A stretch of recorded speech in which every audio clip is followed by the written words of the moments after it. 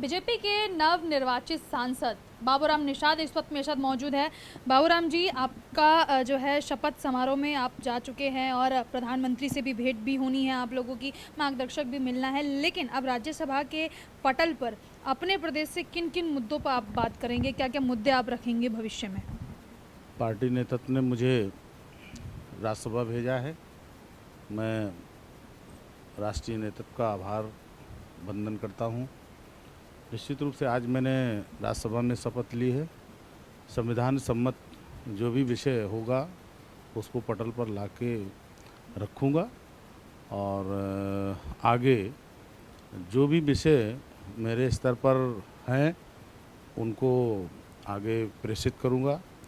लेकिन जो एक सरकार के माध्यम से माननीय मोदी जी, अमित शाह जी और नड्डा जी, राजनाथ सिंह जी नेतृत्व के द्वारा जो आज़ादी के बाद एक लंबे समय बाद देश की जो एक आम आवाज़ थी गरीबों की, रोटी कपड़ा मकान, उसके निमित्त सरकारें आगे बढ़ चुकी हैं।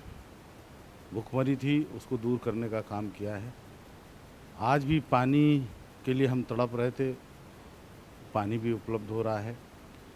सिंचाई के संसाधन बहुत थे देश भर में, लेकिन सिंचाई के साधनों को बिजली प्राप्त नहीं हो रही थी, उसको भी सरकार ने। चलिए, तो वो तमाम चीज़ें हैं जिनकी आप चर्चा कर रहे हैं, योजनाएं हैं जिनके आप मुद्दे रखेंगे, लेकिन अब मैं आपके समाज से बात करती हूँ, आपसे संबंधित चीज़ों पर बात करती हूँ। मल्लाहों का मसीहा कौन बनेगा? क्योंकि यहाँ पे सवाल यही है कि मल्लाहों का मसीहा कौन बनेगा, क्योंकि एक तरफ जो है यूपी में संजय निषाद जी को भी एक पद दिया गया है, आपको भी राज्यसभा के तौर पर यहाँ पे उतार दिया गया है। आपके लिए निषादों की सबसे बड़ी समस्या और उसका समाधान क्या है? मल्लाहों का कौन बनेगा मुखिया? मल्लाहों के हित में, मल्लाहों के शिक्षा के लिए, मल्लाहों की चिकित्सा के लिए, मल्लाहों के बच्चों के विकास के लिए, महिलाओं के लिए और पिछड़े क्षेत्र में रहने वाले ऐसे सभी जन के लिए माननीय मोदी जी और योगी जी के द्वारा इनके कल्याणार्थ ढेर सारी ऐसी योजनाएं लाई जा रही हैं जो वाकई में उनके तक पहुंच रही हैं।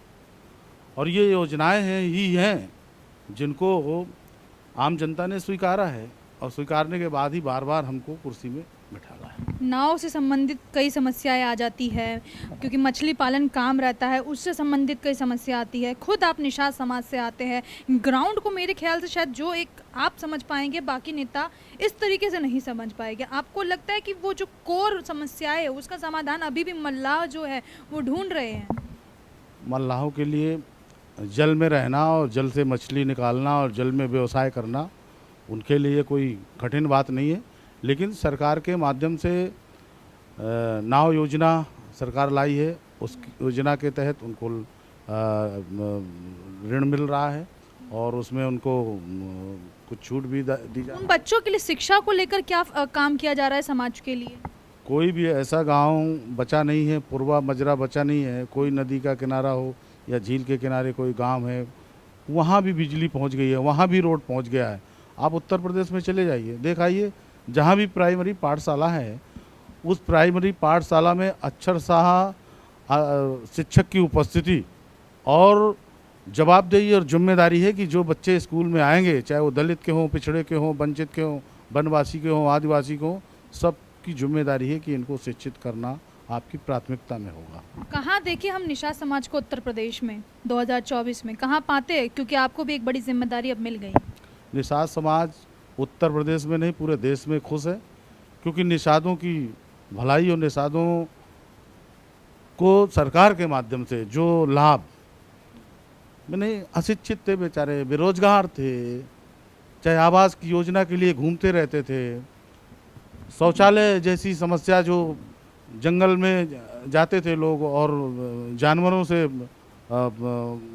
परेशानी क्रिएट होती थी, ऐसे करके सरकार के माध्यम से उन विशेष क्षेत्रों में सरकार ने जो काम किए हैं वाकई में वो काम बहुत ऐतिहासिक हैं और उसका लाभ सरकार के माध्यम से जनता को मिला है। जनता पूरी गरीब हमारी खुश है, ये गरीबों की ही सरकार है। आप सुन रहे थे बाबूराम निषाद को। निषाद समाज से आते हैं, निषाद समाज का प्रतिनिधित्व कर रहे हैं, फिलहाल वर्तमान में राज्यसभा में भी सांसद के तौर पर उतारे गए हैं और अब कहते हुए भी नज़र आ रहे हैं कि जो काम निषाद समाज के लिए वर्तमान की सरकार ने किया है शायद उससे बेहतर कोई विकल्प नहीं मिलता। कैमरा पर्सन दुर्गेश के साथ मैं भावना, R9 न्यूज़।